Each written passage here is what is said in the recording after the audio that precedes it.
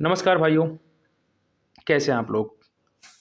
घटना चक्र के सेगमेंट में आज हमारा ये पांचवा क्लास है और पांचवी क्लास में हम देखेंगे सेकंड टॉपिक उत्तर का पर्वतीय प्रदेश। पूर्व की कक्षाओं में हमने जो है जियोग्राफी के जो है काफ़ी अच्छे अच्छे सेगमेंट को देखा था। यदि आप इसको पढ़ना चाहते हैं तो मेरी पूर्व की क्लास को आप जाकर के देख सकते हैं मेरे यूट्यूब चैनल पर, जिस पर मैं इस वीडियो अपलोड करता हूँ ओम स्टडी अफेयर्स पे। ठीक है, तो यहाँ पर देखिए भारत की उत्तरी सीमा का विस्तृत हिमालय भूगर्भीय रूप से युवा एवं बनावट की दृष्टि से नवीन वलित पर्वत श्रृंखला है। मैंने कल की क्लास में आपको हिमालय की उत्पत्ति के बारे में बताया था, कोबर की भूसन्नति सिद्धांत और प्लेट टेक्टोनिक थ्योरी के बारे में भी बताया था।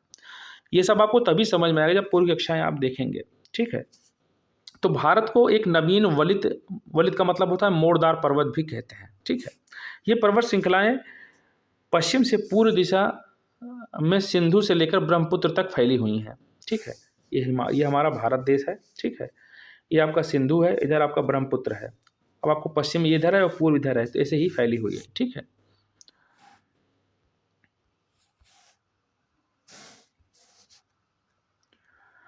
हिमालय विश्व की सबसे ऊंची पर्वत श्रृंखला है। हिमालय लगभग 2500 किलोमीटर की लंबाई, औसत चौड़ाई इसकी 240 किलोमीटर है। मतलब इसकी चौड़ाई 240 किलोमीटर और लंबाई 2500 किलोमीटर है। अर्धवृत्त का निर्माण करती है, मतलब वृत्त पूराकार होता है तो अर्धवृत्ताकार मतलब यहाँ से। ठीक है, तो अर्धवृत्ताकार आकृति का निर्माण करती है। इसकी चौड़ाई कश्मीर में 400 किलोमीटर और अरुणाचल प्रदेश में 150 किलोमीटर है। मतलब पश्चिम में इसकी चौड़ाई ज़्यादा है और पूर्व में जैसे जैसे पूर्व में आएंगे इसकी चौड़ाई कम होती चली गई है। तो कश्मीर में इसकी चौड़ाई 400 किलोमीटर है और अरुणाचल प्रदेश में इसकी जो चौड़ाई है वो 150 किलोमीटर है। भारत के प्रमुख हिमालयी राज्य केंद्र शासित प्रदेश जम्मू कश्मीर, लद्दाख, हिमाचल प्रदेश, उत्तराखंड, सिक्किम, अरुणाचल प्रदेश, मेघालय, नागालैंड, मणिपुर, मिजोरम और त्रिपुरा, इनके अलावा असम और पश्चिम बंगाल के पहाड़ी क्षेत्र भी इसके अंतर्गत आते हैं। तो इतने राज्य हैं जो आते हैं। हिमालय की पश्चिमी भाग की अपेक्षा पूर्वी भाग की ऊंचाई अधिक विविधता पाई जाती है। मतलब पूर्वी भाग में ऊंचाई की अधिक विविधता पाई जाती है। ठीक है, हिमालय के पश्चिमी भाग की अपेक्षा पूर्व भाग की ऊंचाई अधिक विविधता पाई जाती है। हिमालय के निर्माण की आयु के आधार पर एवं वलयों की तीव्रता के आधार पर 4 समानांतर संरचनात्मक क्षेत्रों में बांटा गया है। ठीक है, मतलब इसके निर्माण संरचना के आधार पर हिमालय को 4 भागों में बांटा गया है। कौन कौन से हैं? तो पहला है ट्रांस हिमालय।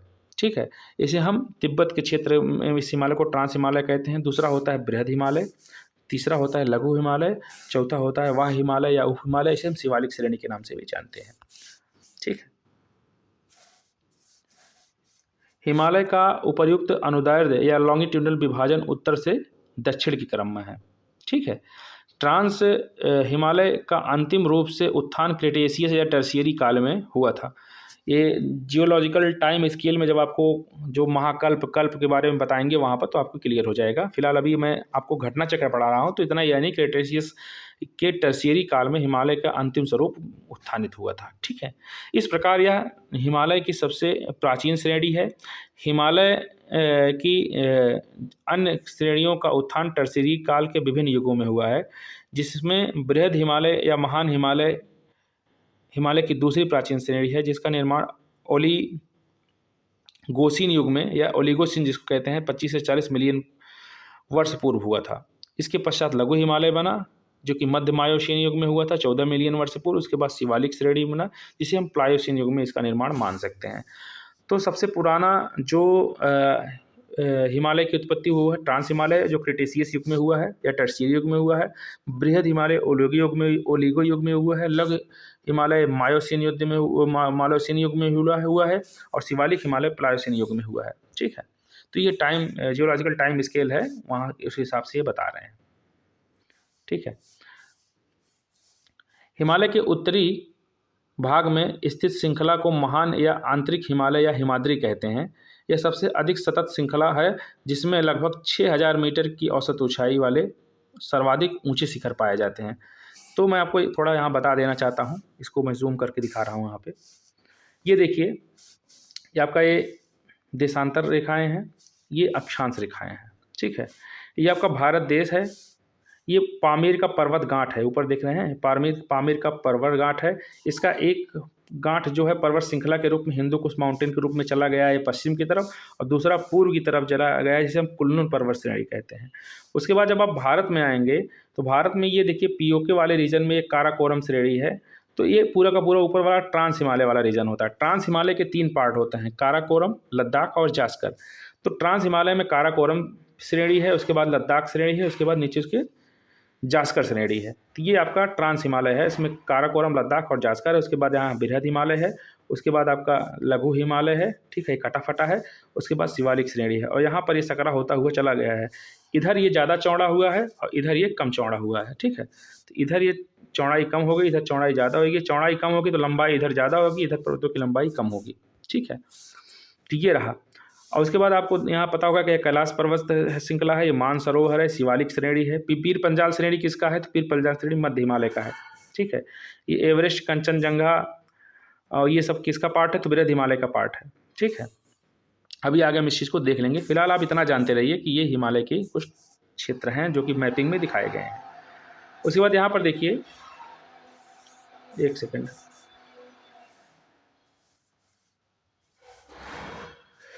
महान हिमालय स्थित एवरेस्ट विश्व की सर्वोच्च चोटी है। यह नेपाल और तिब्बत की सीमा पर स्थित है। कंचनजंगा हिमालय पर्वत श्रृंखला की स्थित विश्व की तीसरी सबसे ऊंची चोटी है। तो सबसे पहली सबसे बड़ी चोटी कौन है? सबसे बड़ी चोटी एवरेस्ट है, विश्व की सबसे सर्वोच्च चोटी है। उसके बाद दूसरी केटू गाडविन आस्टीन है, जो कि कहाँ पर है ये? तो ये आपका लद्दाख, वहाँ पे ट्रांस हिमालय का पार्ट है। और बृहद हिमालय की सबसे ऊंची चोटी कौन सी है? तो कंचनजंगा है। तो कंचनजंगा हिमालय पर्वत श्रृंखला में स्थित विश्व की तीसरी सबसे बड़ी चोटी है।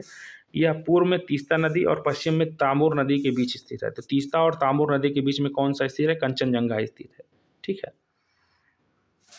कंचनजंगा पूर्वी नेपाल और भारत के सिक्किम राज्य में की सीमा में स्थित है। अन्नपूर्णा चोटी की स्थिति उत्तर मध्य नेपाल में है।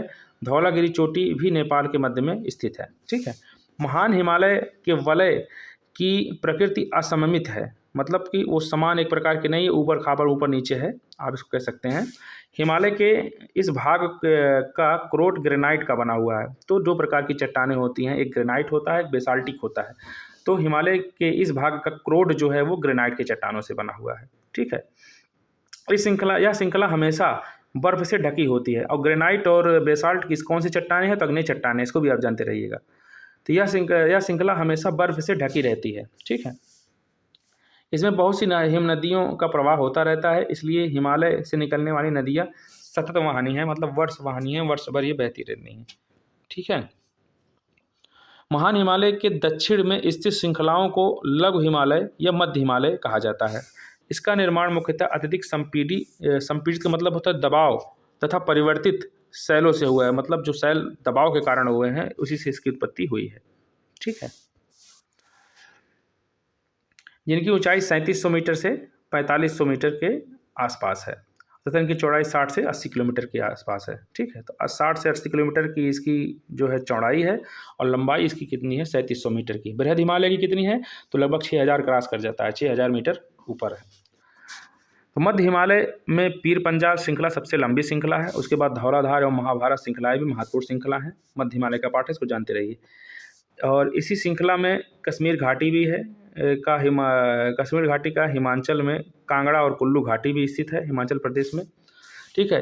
हिमालय की सबसे बाहरी श्रृंखला को शिवालिक श्रृंखला कहा जाता है। इनकी चौड़ाई 10 से 15 किलोमीटर है, चौड़े हैं ये, और ऊंचाई इसकी 900 से 1100 मीटर है, ठीक। तो सबसे बड़ा वाला कितना है? इसकी औसत ऊंचाई कितनी है? तो 6000 मीटर है। और उसके बाद सेकंड में जो मध्य हिमालय है इसकी ऊंचाई कितनी है? तो 3700 से 4500 मीटर है, और चौड़ाई जो है इसकी 60 से 80 किलोमीटर है। उसके बाद शिवालिक श्रेणी आती है जो कि अंतिम श्रेणी है। इसकी जो चौड़ाई है वो 10 से 50 किलोमीटर है, और ऊंचाई जो है 900 से 1100 मीटर के बीच है। ये श्रृंखला उत्तर में स्थित मुख्य हिमालय की श्रृंखलाओं से नदियों द्वारा लाई गई असंपीड़ित अवसादों, मतलब ऐसे अवसाद जो असंपीड़ित हों, जो दबे नहीं हों, ठीक है, असंपीड़ित दबावों से अवसादों से बनी होती हैं। निम्न हिमाचल लघु हिमालय तथा शिवालिक के बीच स्थित लंबोद घाटी को दून के नाम से जाना जाता है। तो देखिए होता क्या है कि जैसे ये बृहद हिमालय है, ठीक है, और बृहद हिमालय के बाद लघु हिमालय, इसके बीच में जो घाटी बनती है उसको हम इसके बीच की जो जगह होता है उसको हम घाटी बोलते हैं। दो पर्वतों के बीच के स्थान को घाटी बोलते हैं। तो यहाँ पर आपको जो है ऊपर वाला घाटी आपको पता होगा कि कुल्लू कांगड़ा घाटी यहाँ पर है। उसी प्रकार ये मध्य हिमालय और शिवालिक श्रेणियों के बीच में भी घाटियाँ पाई जाती हैं। इन्हें हम दून या द्वार घाटी कहते हैं। ठीक है, तो ये चीज़ में बताया गया है। आगे बढ़ते हैं। ये लंबोद घाटियाँ होती हैं। कुछ प्रसिद्ध दून हैं देहरादून, कोटली दून एवं पाटली दून। शिवालिक क्षेत्र में गिरिपद, गिर का पत्ता मतलब क्या होता है, जैसे पर्वत है, पर्वत यहाँ अंत हुआ, पर्वत के अंत वाले क्षेत्र को यहाँ पर गिरिपद बोलते हैं। ठीक है, पर्वत का पाँव जहाँ पर होता है। तो गिरपथ के क्षेत्र में पश्चिम में सिंधु से पूर्व में तीस्ता के बीच फैले समतल मैदान को भाबर क्षेत्र कहते हैं। तो मैंने कल पूर्व की कक्षाओं में भाबर प्रदेश जो बताया था आपको कि पश्चिम में सिंधु और पूर्व में तीस्ता नदी के बीच में जो क्षेत्र पाया जाता है उसे हम भाबर क्षेत्र कहते हैं।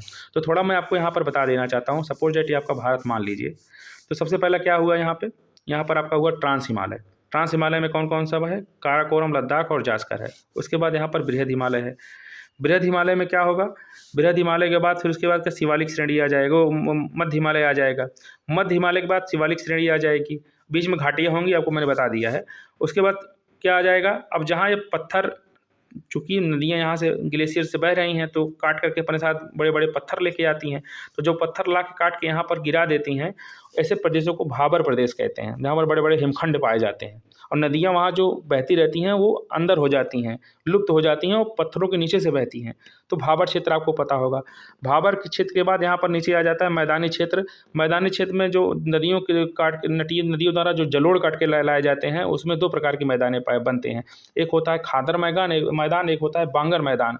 खादर में खाद पानी से युक्त मैदान होते हैं, इसमें ज़्यादा उपजाऊ होती है। बांगर में कम उपजाऊ युक्त मिट्टी होती है। ठीक है,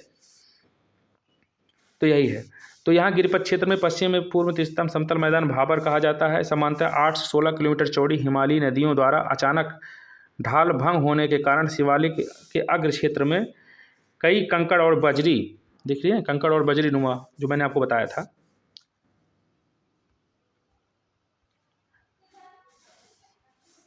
बजरी के जमाव से निर्मित मेखला होती है। कंकड़ और बजरी की सांद्रता इतनी अधिक होती है कि समूची नदियाँ इसमें लुप्त हो जाती हैं। ठीक है, और धरातल पर केवल सूखी घाटी ही दिखाई देती है।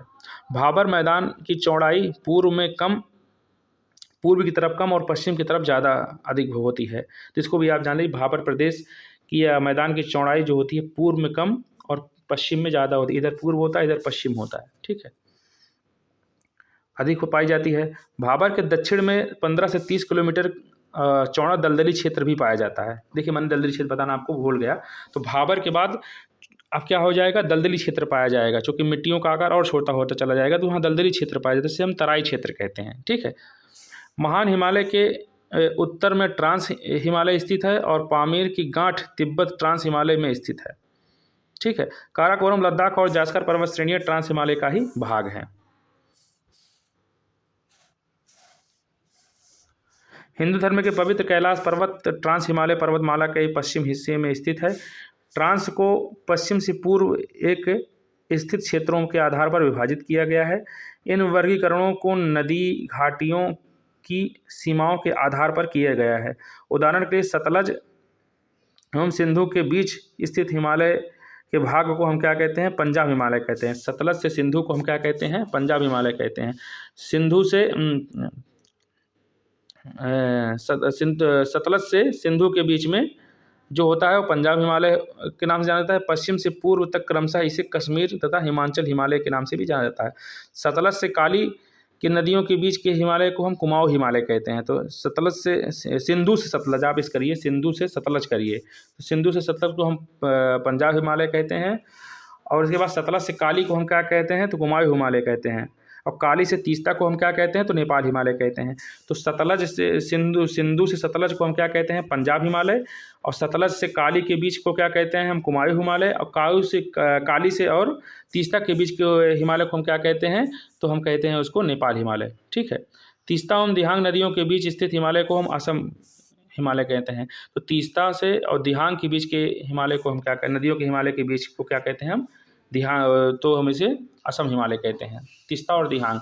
तो कितनी प्रकार की नदियाँ हुई देख लीजिए, सतलज से सिंधु से सतलज, सतलज से काली, और काली से तीस्ता, और तीस्ता से दिहांग। ठीक है, तो 4 प्रकार की नदियाँ हुई, उसमें 4 प्रकार के हिमालय हुए। तो सिंधु से सतलज के बीच में क्या है, तो आपका यहाँ पर ये हो जाएगा आपका एक सेकंड रुक जाइए। सिंधु से सतलज के बीच में आपका हो जाएगा पंजाब हिमालय, पंजाब हिमालय। उसके बाद सतलज से काली के बीच में आपका कुमायूं हिमालय जाएगा, हिमालय हो जाएगा। और काली से तीस्ता के बीच में आपका जो हो जाएगा वो नेपाल हिमालय हो जाएगा। और तीस्ता से दिहांग के बीच में आपका कौन सा हिमालय हो जाएगा, तो आपका असम का हिमालय हो जाएगा। ठीक है, अभी देखिए ब्रह्मपुत्र नदी हिमालय की सबसे पूर्वी सीमा बनाती है। देखिए आपको मैं थोड़ा समझा देता हूँ यहाँ पर मैप करके, एक सेकंड, थोड़ा मैप बढ़िया बनाता हूँ। तो बढ़िया क्या, आप देख ही लीजिएगा, ये है आपका। ठीक है, ऐसा कुछ है। अब यहाँ से आपको पता होगा चेमा युंगडुंग ग्लेशियर से निकलती है ब्रह्मपुत्र नदी, और इसे हम दिहांग या दिबांग कहते हैं। जब अरुणाचल प्रदेश में पहुँचती है, उसके पहले यहाँ इसको सांगपो बोला जाता है। तो जब यहाँ प्रवेश करती है या अरुणाचल प्रदेश में, तो यहाँ आई आकार के घाटी का निर्माण करती है, खड़ी ढाल की, जिसे हम गार्ज कहते हैं। ठीक है, गार्ज, खड़ी आकार की घाटी को हम गार्ज कहते हैं। तो ब्रह्मपुत्र नदी हिमालय की सबसे पूर्वी सीमा बनाती है। दिहांग महाखंड गार्ज के बाद हिमालय दक्षिण की ओर तीखा मोड़ बनाते हुए भारत की पूर्वी सीमा में फैल जाती है, और इन्हें पूर्वांचल या पूर्वी पहाड़ियों के नाम से भी जाना जाता है। ये पहाड़ियाँ उत्तर पूर्वी राज्यों से होकर गुजरती हैं। आपको पता होगा कि अराकान योमा वगैरह रीजन जो है वो यही है। सपोज डैट आप ऐसे बना लिए मैप। ठीक है, अब यहाँ पे हिमालय है, जब यहाँ से हिमालय ऐसे मुड़ जाता है, तो ये देखिए पूर्वी हिमालय की तरफ ये चीज़ मुड़ती है। ठीक है, तो इन्हें पूर्वी या पूर्वांचल हिमालय के नाम से भी जाना जाता है। ये पहाड़ियाँ उत्तर पूर्वी राज्यों से होकर गुजरती हैं। पूर्वी हिमालय की पहाड़ियों को अधिकतर समानांतर श्रृंखलाओं एवं घाटियों के रूप में होती हैं। पूर्वांचल में पटकोई, बुम, नागा, मिजो और मणिपुर पहाड़ियाँ पाई जाती हैं, राज्यों के नाम से ही हैं। ठीक है, तो भारत के लिए हिमालय का बड़ा महत्व है। यदि हिमालय पर्वत नहीं होती तो भारत के अधिकांश भाग में साइबेरिया से आने वाली शीत हवाएं लहरों का अनुभव होता, और सिंधु गंगा मैदान इतनी सुविस्तृत जलोढ़ मृदा से वंचित होता, तथा मानसून का प्रतिरूप वर्तमान प्रतिरूप से भिन्न होता। हिमालय पर्वत मानसून पवनों को रोककर उपमहाद्वीप में वर्षा का कारण बनता है। साथ ही हिमालय क्षेत्र से प्रवाहित होने वाली सिंधु गंगा एवं उनकी सहायक नदियाँ अपर्दन एवं निक्षेपण के द्वारा जलोढ़ मैदान का निर्माण करती हैं। ठीक है, तो ये आपको पता होगा कि नदियाँ जब मैदानी क्षेत्रों में प्रवेश करती हैं तो विसर्पण करती हैं। मतलब विसर्पण का मतलब क्या होता है कि वैसे ऐसे चलती हैं। और विसर्पण करने का मतलब ये पार्श्वी विसर्पण भी नहीं करती हैं, ये पार्श्व विसर्पण के साथ साथ इंटरनल विसर्पण भी करती हैं। और जब नदियाँ इतनी भारी मात्रा में मिट्टी को काटेंगी तो अवसाद कहीं ना कहीं होगा, जाकर के रुकेगा। जहाँ अवसाद जाकर के इकट्ठा होता है वहाँ पर डेल्टा का निर्माण होता है। डेल्टा बेसिकली जो होगा जहाँ बनेगा जब नदियाँ और समुद्र जहाँ पर मिलेंगी वहाँ पर होगा। ठीक है, जैसे सुंदरबन डेल्टा हुआ और सब डेल्टा हुआ, तो हमारे यहाँ सुंदरबन सबसे ज़्यादा जो है देखा गया है। ठीक है,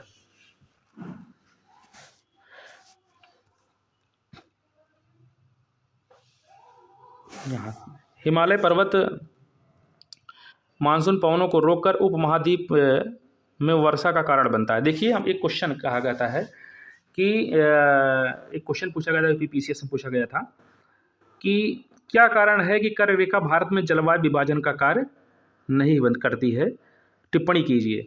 तो वहाँ आप सबसे पहले मैपिंग बनाएंगे, लिखेंगे कि भारतीय जलवायु में कर्क रेखा हर जगह की जलवायु में कर्क रेखा जलवायु विभाजक का महत्वपूर्ण कार्य करती है, लेकिन भारत के परिप्रेक्ष्य में ऐसा कहना पूर्णतः सही नहीं माना जाएगा, क्योंकि भारत में हिमालय पर्वत जो भारत के पूर्वोत्तर क्षेत्रों में फैला हुआ है, ये साइबेरियन हवाओं को यहाँ से आने पर रोकता है, जिस कारण यहाँ पर जो है कर्क रेखा जलवायु विभाजक का कार्य नहीं कर पाता है। और दूसरा कारण ये है कि हिमालय पर्वत से निकलने वाली नदियाँ जो होती हैं यहाँ पर सिंधु और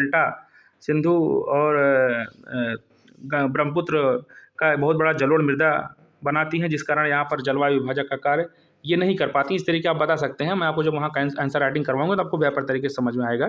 ठीक है, फिलहाल इतना जानती है कि कर्क रेखा भारत में, इतना जानिए कि कर्क रेखा भारत की जो होती है वो जलवायु विभाजक का कार्य भारत में नहीं करती है, हिमालय पर्वत के कारण कर नहीं कर पाती है। ठीक है, तो यहाँ पर ये चीज़ें हैं।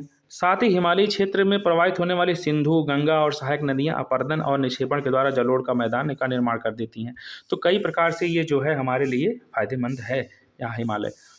अब यहाँ पर देखिए अटल टनल 9.02 किलोमीटर लंबी अटल टनल हिमालय के पूर्वी पीर पंजाल श्रृंखला में स्थित है। ठीक है, पूर्वी पीर पंजाल श्रृंखला में स्थित पीर पंजाल आपको पता होगा कि मध्य हिमालय का पार्ट है। यह पूरे वर्ष मनाली के लाहौल स्पीति घाटी से जोड़कर रखती है। मनाली को कुल्लू और मनाली घाटी हैं। मैंने आपको बताया था कि दो पर्वत श्रृंखलाओं के बीच में जो खाली स्थान होता है उसको घाटी बोलते हैं। तो लाहौल और स्पीति घाटी मनाली ये आपका हिमाचल प्रदेश वाला लाहौल और स्पीति क्षेत्र है। लाहौल स्पीति जिला भी है हिमाचल प्रदेश में।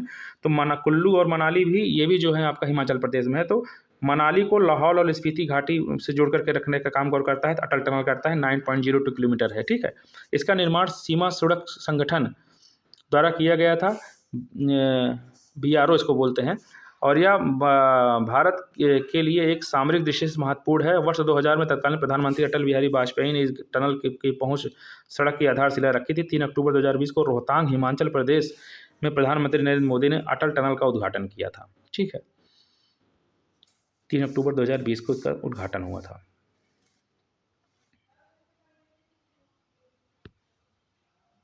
यहाँ पर थोड़ा देख लेते हैं हिमालय के बारे में। हिमालय के कई अनुदैर्ध्य उत्क्रम या थ्रस्ट होते हैं, भ्रंश होते हैं, दरार होते हैं, फॉल्ट होते हैं। ठीक है, तो दक्षिण से उत्तर बढ़ने पर मेन फ्रंटल थ्रस्ट होता है, MFT इसको कहा जाता है।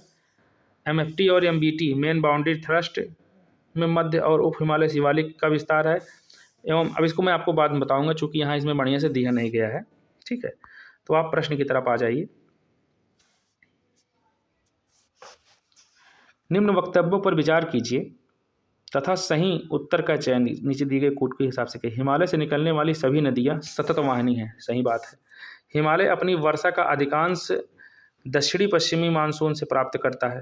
हिमालय अपनी वर्षा का अधिकांश दक्षिणी पश्चिमी मानसून से प्राप्त करता है। देखिए मानसून ये भारत है आपका।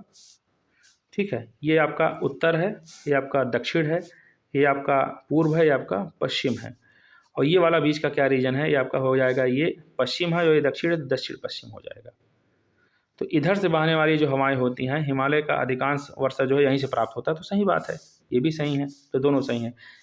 ठीक है, ए और आर दोनों सही, परंतु आर ए की सही व्याख्या नहीं करता। दोनों एक दूसरे से मतलब नहीं रखते हैं ना। वो हिमालय के बारे में कह रहा है और उसके बारे में बोल रहा है। देखिए इसका एलिब्रेशन देखते हैं। हिमालय से निकलने वाली सभी नदियां सतत वाहिनी होती हैं। इसका प्रमुख कारण इन नदियों के उद्गम स्रोत का हिमानियों से स्थित होना है। हिमालय अपनी वर्षा का अधिकांश भाग दक्षिण पश्चिमी मानसून से ही प्राप्त करता है। अतः कथन एक एवं कारण दोनों सही हैं, परंतु कारण कथन का सही व्याख्या नहीं करता है। ठीक है, दूसरा क्वेश्चन देखते हैं। निम्नलिखित वक्तव्यों पर सही उत्तर का चयन कीजिए। हिमालय से निकलने वाली नदी सतत वाहिनी है, ये भी सही है भैया। हिमालय नदियों का उद्गम स्रोत हिमानियों से होता है, दोनों सही। ए और आर दोनों सही। आर ए की सही व्याख्या करता है, बी सही होगा ये।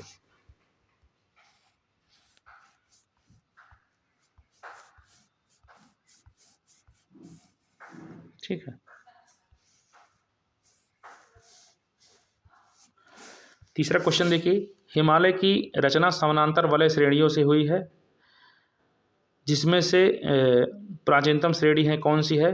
तो देखिए शिवालिक श्रेणी ये तो नवीन है, निम्न हिमालय ये भी नवीन है, बृहद हिमालय और धौलाधार श्रेणी। धौलाधार पीर पंजाल तो मध्य हिमालय का क्षेत्र, तो बृहद Himalaya is the right answer होगा, सी।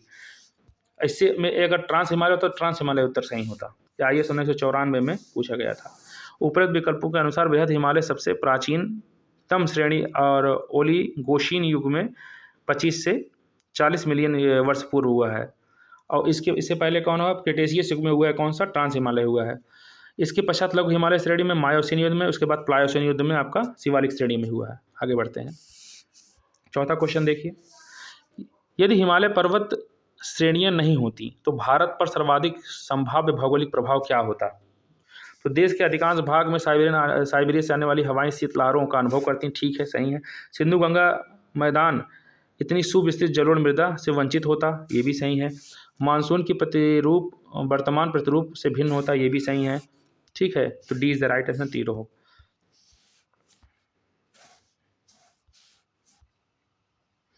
एलेबरेशन पढ़ लीजिए।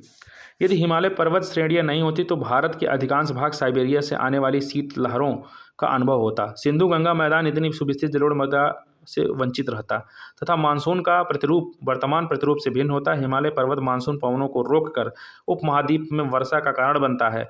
साथ ही हिमालय क्षेत्र में से प्रवाहित होने वाली सिंधु गंगा एवं उनकी नदियाँ अपरदन और निक्षेपण के द्वारा जलोढ़ मैदान का निर्माण करती हैं। ठीक है, तो मैंने आपको इसको समझा दिया था।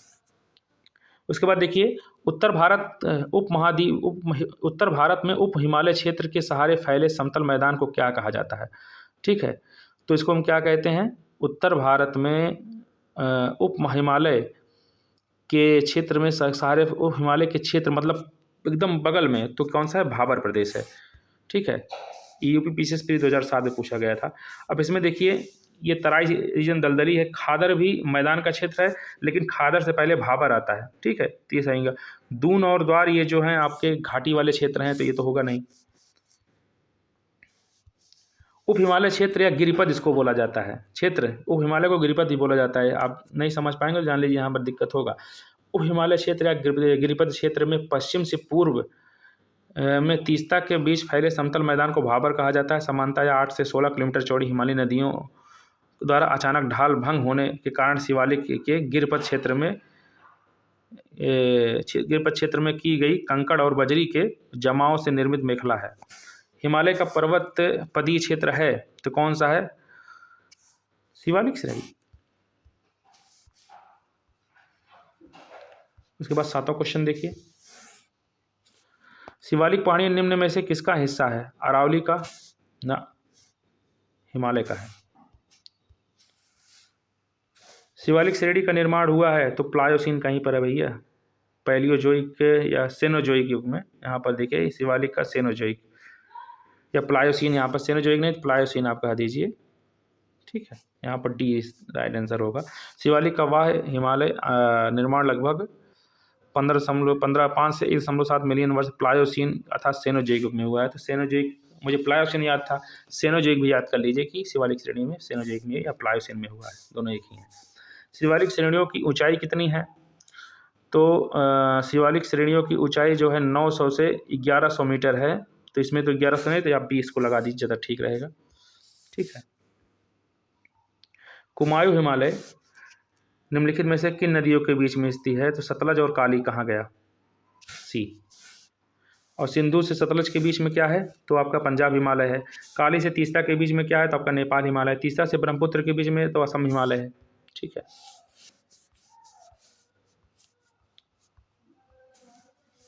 चलिए, शिवालिक शैल समूह के दक्षिण में भाबर क्षेत्र उदाहरण है। मध्य भूमि स्थिति का, अंतरा पर्वतीय स्थिति का, गिरिपद स्थिति का। गिरिपदीय जो स्थिति है वही है।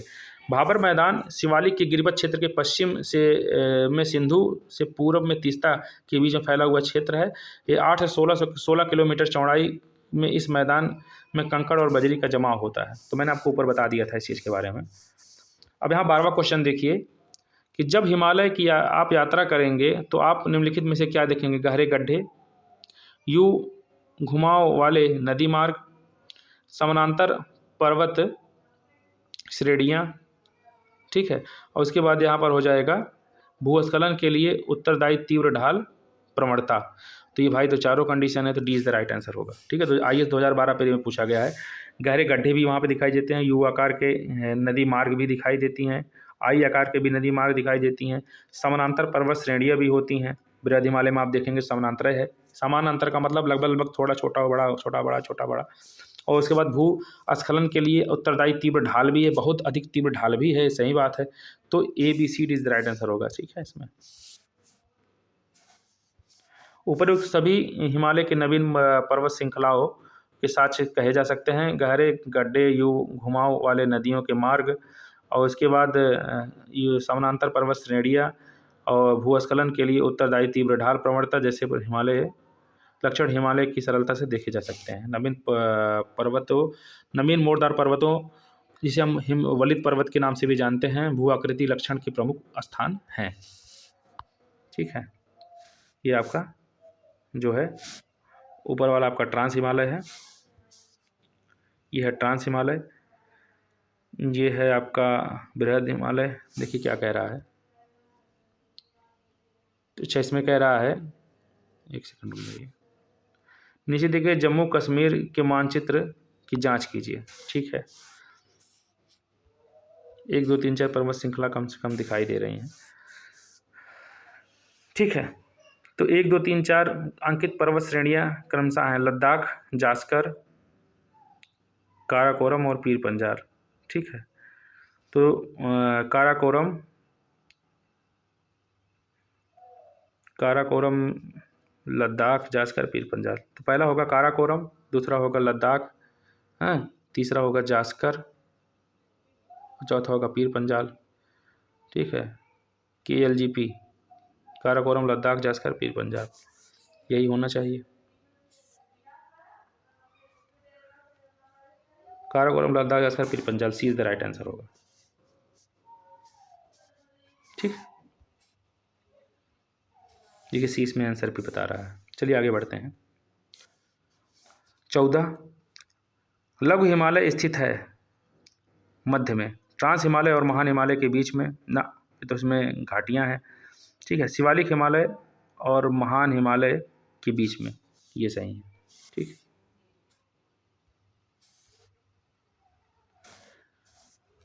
उसके बाद पश्चिमी भाग में हिमालय की श्रेणियां तथा दक्षिण से उत्तर की ओर निम्नलिखित में से कौन सा क्रम सही है। ठीक है, कह रहा है कि पश्चिम भाग में हिमालय की श्रेणियां का दक्षिण से उत्तर, पश्चिम भाग दक्षिण से उत्तर महान हिमालय, लघु दक्षिण से उत्तर ना, तो दक्षिण से उत्तर हो जाएगा लघु हिमालय, उसके बाद महान हिमालय, फिर शिवालिक, शिवालिक महान हिमालय, उसके बाद शिवालिक, लघु हिमालय, महान Himalaya, P is the right answer होगा। भाई दक्षिण से उत्तर की तरफ कह रहा है ना, समझे कि नहीं समझे इस क्वेश्चन को। छत्तीसगढ़ पीसीएस का बताते हैं, देख लो। पहला है ट्रांस हिमालय, ट्रांस हिमालय में काराकोरम लद्दाख जास्कर होता है, उसके बाद बृहद हिमालय आता है, उसके बाद लघु हिमालय आता है, उसके बाद आ जाता है आपका शिवालिक श्रेणी। लघु हिमालय को मध्य हिमालय भी कहते हैं। शिवालिक, उसके बाद लघु हिमालय, उसके बाद बृहद हिमालय, वही तो है।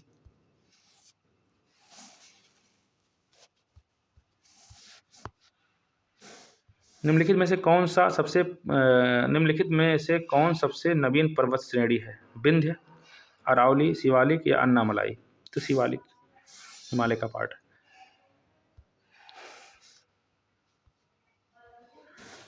अधोलिखित उच्चावच आकृतियों पर ध्यान दीजिए। जास्कर पर्वत श्रृंखला, धौलाधार पर्वत श्रृंखला, लद्दाख पर्वत श्रृंखला, काराकोरम श्रृंखला। क्या कह रहा है पूरा प्रश्न देखिए, बताएं। उच्चावच आकृतियों को दक्षिण से उत्तर की ओर बढ़ते हुए सही क्रम में लिखिए।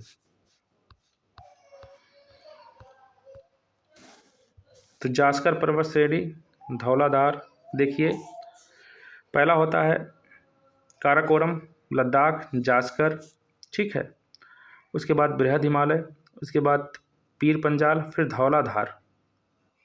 ठीक है, तो यहाँ धौलाधार होगा, इधर पीर पंजाल होगा, इधर बृहद हिमालय होगा, इधर होगा जास्कर, इधर होगा लद्दाख, इधर होगा काराकोरम। ठीक है, ठीक है, तो पहले हो जाएगा क्या, पहले हो जाएगा काराकोरम 4। ठीक है, फिर उसके बाद लद्दाख हो जाएगा 2 3 4 3, उसके बाद हो जाएगा काराकोरम, लद्दाख, जास्कर, उसके बाद 1 4 3 1 2, 4 3 1 2,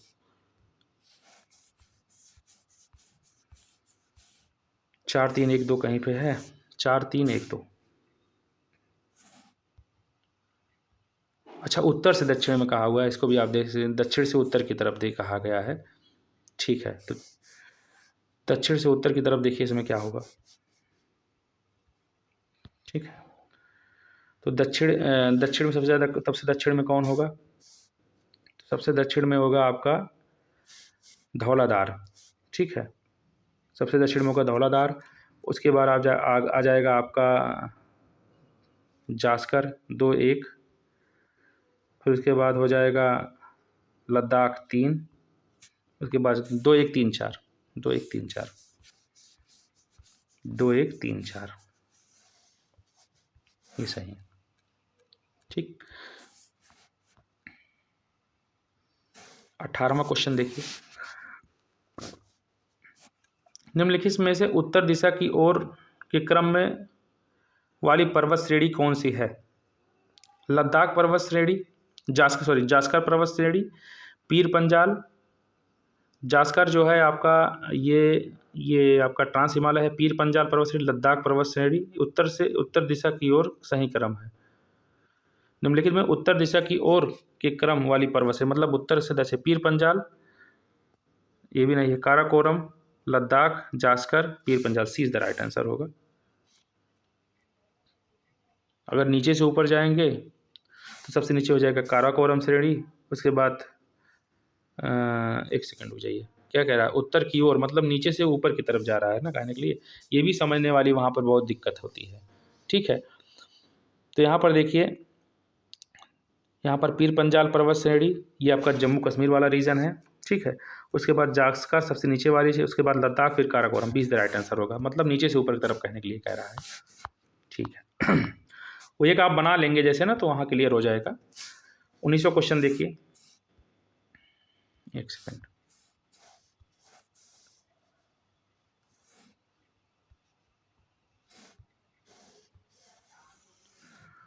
निम्नलिखित समूहों में कौन से पूर्व से पश्चिम की ओर पर्वत श्रृंखलों का सही क्रम है?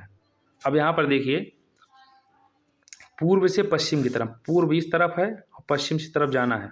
ठीक है, एवरेस्ट, कंचनजंगा, अन्नपूर्णा, धौलागिरी। ठीक है, तो कंचनजंगा ये सब बृहद हिमालय के पार्ट ही हैं, उसके बाद एवरेस्ट, उसके बाद अन्नपूर्णा, फिर धौलागिरी, ये सही है। ठीक है, कंचनजंगा सिक्किम के आसपास का क्षेत्र होता है, जबकि एवरेस्ट आपका नेपाल का क्षेत्र, नेपाल पहले पड़ेगा कि सिक्किम पूर्व की तरफ है ना, तो यहाँ पर सिक्किम में कंचनजंगा है, तो यहाँ पहले कंचनजंगा हो जाएगा, एवरेस्ट हो जाएगा, उसके बाद अन्नपूर्णा भी आपका नेपाल में है, धौलागिरी आपका ये उत्तराखंड और नेपाल के आसपास के क्षेत्र में पाया जाता है। ठीक है, तो यहाँ 20 द राइट आंसर होगा।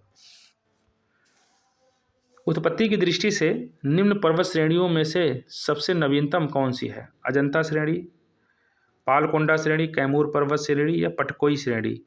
तो पटकोई बूम ये हिमालय की नवीन श्रृंखला है, पटकोई बूम जो है ये, इसको आप जानते रहिए, हिमालयों की श्रेणी के क्षेत्र में आ जाता है। पटकोई हिमालय श्रेणी में स्थित है, जिसका निर्माण टर्शियरी युग में हुआ है, से सभी दक्षिण और मध्य भारत में स्थित हैं, जो कि प्रायद्वीपीय पठार का भाग है, जो कि प्रायद्वीपीय पठार भारत का सर्वाधिक प्राचीन भूखंड है। उपर्युक्त में से सबसे नवीनतम पर्वत श्रेणी पटकोई श्रेणी है। 21वां, एक सेकंड हो गया, कितना क्वेश्चन है देखते हैं, बताते हैं आपको।